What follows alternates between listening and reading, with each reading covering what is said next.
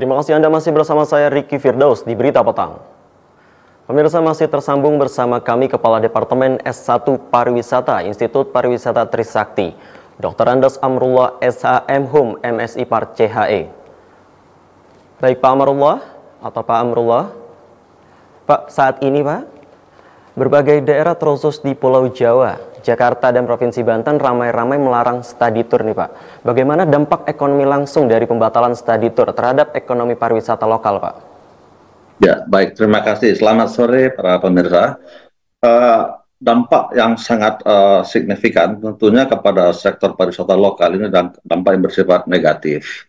Mengapa kami katakan negatif? Karena dari kegiatan study tour ini, unsur-unsur yang terlibat adalah pertama tentunya UMKM, kemudian hotel atau penginapan, kemudian restoran, dan tentunya destinasi wisata itu sendiri. Nah, pendapatan dari sektor yang terlibat dalam kegiatan pariwisata ini betul-betul terasa oleh masyarakat. Sehingga dengan kejadian ini, dengan ditutupnya, dibatalkannya kegiatan-kegiatan studi tour ini, itu akan sangat berpengaruh pada pendapatan masyarakat, bahkan pendapatan asli daerah. Tentunya ini sangat disayangkan. Karena dalam kondisi seperti sekarang ini, bukan hanya peserta studi tour yang akan menikmati keindahan atau keindahan tempat atau destinasi wisata, tetapi ekonomi masyarakat pedesaan atau ekonomi masyarakat destinasi wisata itu sangat terdampak negatif. Terjadi kelesuan ekonomi tentunya, masyarakat lokal yang berharap akan mendapat dampak positif dari kegiatan studi tour justru akan merasakan penurunan yang sangat signifikan. Dan ini harus kita perhatikan, karena bagaimanapun kegiatan wisata termasuk studi tour itu betul-betul tidak hanya untuk kepentingan peserta studi tour, tapi juga kepentingan untuk masyarakat lokal di sekitar destinasi wisata. Ini harus menjadi perhatian kita. Dampak ini harus kita minimalkan, bahkan kita hilangkan, agar tidak berkelanjutan untuk dalam waktu yang lama. Bapak, tadi kita berbicara dampak, sekarang kita berbicara kontribusi Pak. Seberapa besar Pak kontribusi study tour pada sektor pariwisata? Ya, terima kasih. Kontribusi sektor pariwisata, khususnya sektor dari studi tour, ini masih kami kumpulkan karena sejak pandemi kan terjadi fluktuatif kegiatan studi tour. Bagaimana kita ketahui bahwa pada saat pandemi dan pasca pandemi itu kan pelan-pelan ya, baru terjadi pembukaan destinasi wisata. Kegiatan studi tour mulai dilakukan. Nah, namun demikian secara umum, data yang kami dapatkan bahwa terakhir 2021 saja kontribusi sektor pariwisata itu mencapai 786 miliar. Dan nilai tersebut dari kegiatan ini berkontribusi sebesar 4,97% terhadap pendapatan domestik bruto Indonesia. Dan yang menarik bahwa tren ini terus meningkat setiap tahunnya. Dengan demikian, kita melihat bahwa begitu signifikannya pendapatan dari sektor pariwisata, termasuk dari kegiatan studi tour. Pariwisata juga berkontribusi ya terhadap penerimaan devisa negara secara keseluruhan. Di mana kontribusi itu kami dapatkan data sebesar 15 miliar US dollar per tahun. Demikian sangat signifikannya pendapatan negara atau pendapatan masyarakat, pendapatan daerah itu dari sektor pariwisata, khususnya dari sektor studi tour itu sendiri. Bagaimana kita ketahui, kegiatan studi tour tidak semata-mata untuk melihat bagaimana daerah bisa mendapatkan income dari kegiatan tersebut, tapi kegiatan studi tour itu sendiri memberikan nilai manfaat yang sangat besar bagi para peserta didik yang bisa melihat bagaimana sektor pariwisata di Indonesia itu sangat menarik, tidak kalah dengan negara-negara lain. Kemudian wawasan siswa juga bisa berkembang, sehingga siswa kelak ke depan juga bisa ikut mempromosikan keindahan destinasi wisata Indonesia.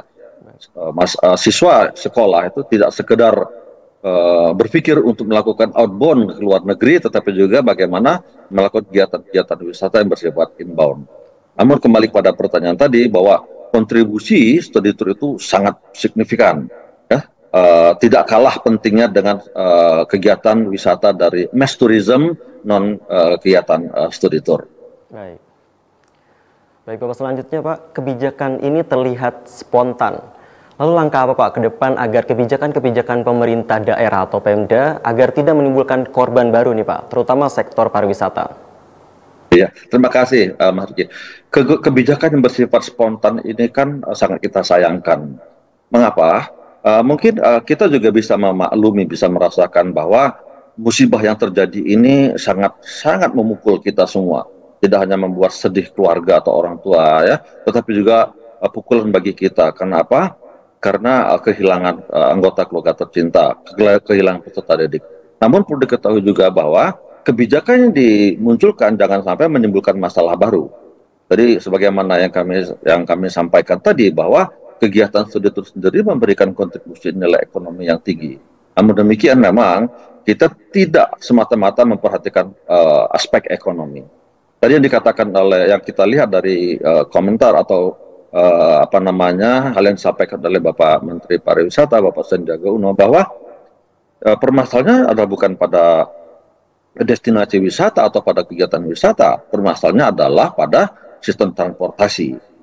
Dengan demikian, kebijakan yang dikeluarkan, nanti kebijakan itu harus bersifat fokus pada apa penyebab terjadinya masalah ini. Jangan mengeluarkan kebijakan pukul rata yang malah mengakibatkan kerugian secara signifikan kepada pemerintah daerah. Sistem transportasi ini harus betul-betul diperhatikan. Kelayakan jalan, kemudian kesehatan driver, kemudian faktor keselamatan penggunaan safety belt, hal betul kita perhatikan. Kegiatan studi itu kan kegiatan yang harus bersifat fun ya, senang ya, di samping kita menambah pengetahuan, pengetahuan. Tapi lagi-lagi jangan sampai kebijakan yang dikeluarkan ini bersifat subjektif emosional, ya. Kita menghargai kebijakan Pemda, namun dari sektor pendidikan, kami katakanlah kita semua dari sektor pendidikan itu sangat menyayangkan kalau sampai kebijakan ini malah menimbulkan masalah baru. Pertama, masalahnya adalah pada pendapatan daerah dari sektor pariwisata, kegiatan tadi itu. Yang kedua, dari kegiatan pembelajaran siswa. Ya, kegiatan wisata study tour ini kan memiliki nilai sangat positif bagi siswa. Siswa yang sudah mendapat pengetahuan secara teoritis di dalam kelas juga perlu secara nyata merasakan, kemudian menikmati keindahan alam atau destinasi wisata yang dikunjungi. Lagi-lagi tidak menyalahkan Pemda atau unsur tertentu dalam kebijakan. Namun hanya satu yang perlu kita ingat bahwa kebijakan tidak bersifat emosional yang justru merugikan banyak pihak. Tidak hanya dari sektor destinasi wisata, tapi juga dari pelaku study tour itu sendiri, yaitu peserta didik. Ya, kegiatan ini kan bersifat bukan hanya penyegaran jalan-jalan, tapi ini merupakan learning experience, ya, pembelajaran lapangan, di mana pembelajaran lapangan ini betul-betul akan memberikan bekas yang akan menempel pada daya ingat siswa, sehingga diharapkan akan timbul kecintaan pada pariwisata, kecintaan pada alam Indonesia, yang ada kebanggaan dan tidak kalah dengan daerah-daerah lain, bahkan ada di luar negeri.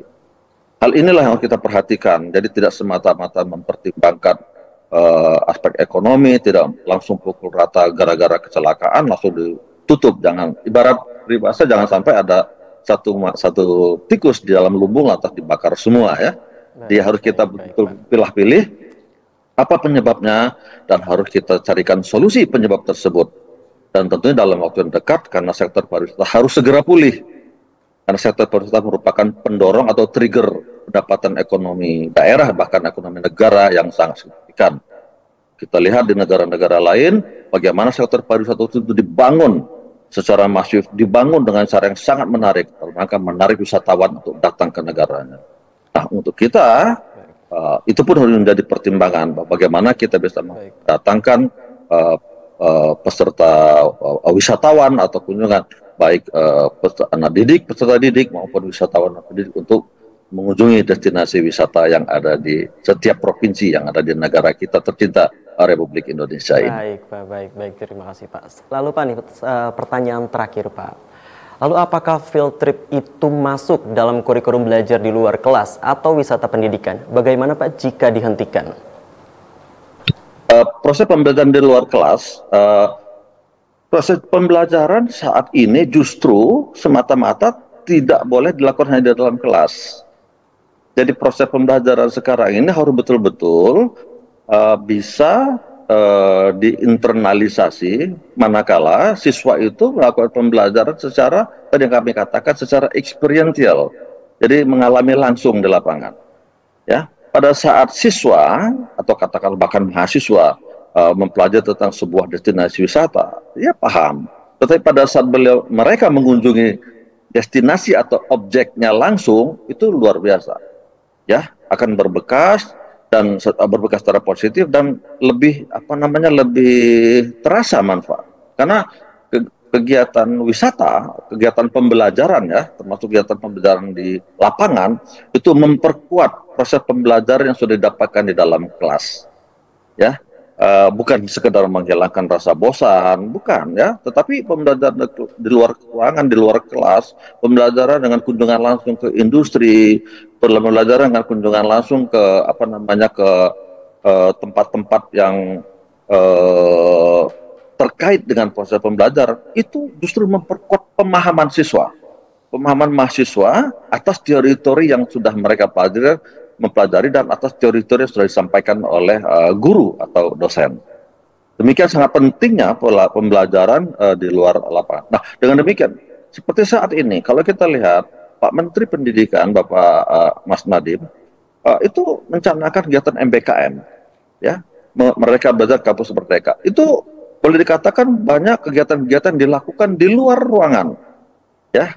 Nah, luar biasa efek positifnya. Mahasiswa atau siswa itu bisa merasakan tidak hanya pengembangan pengetahuan, tapi juga pengembangan kemampuan sosial, adaptability, kemampuan adaptif. Kenapa? Ini sangat penting karena dengan pembelajaran lapangan ini, hasil akhirnya adalah mahasiswa atau siswa atau pembelajar itu mampu memberikan memberikan solusi atas permasalahan-permasalahan yang dihadapi pada saat mereka sudah lulus atau bahkan sedang belajar, mereka sudah menjadi pemikir-pemikir bisa memberikan solusi. Kita semua mengetahui bahwa setiap siswa belajar saat ini peserta belajar diharapkan mampu menghadapi permasalahan bersifat kompleks dan mampu memberikan solusi.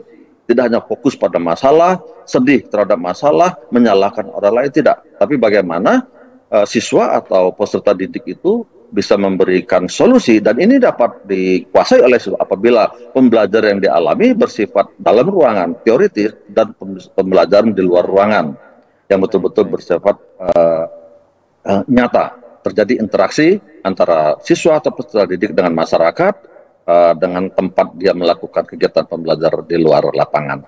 Baik, cukup Bapak. Baik, terima kasih Pak Amrullah atas kesempatan dan waktunya hari ini. Sehat selalu Pak.